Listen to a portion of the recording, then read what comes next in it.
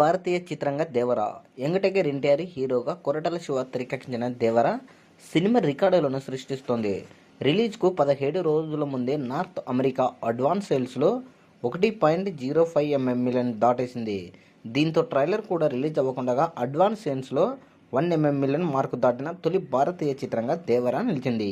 కాగా ఈరోజు సాయంత్రం 5 గంటలకు ట్రైలర్ రిలీజ్ కానుంది. ట్రైలర్ ఈవెంట్లో మూవీ నటీనటులు అందరూ పాల్గొనే అవకాశం ఉంది.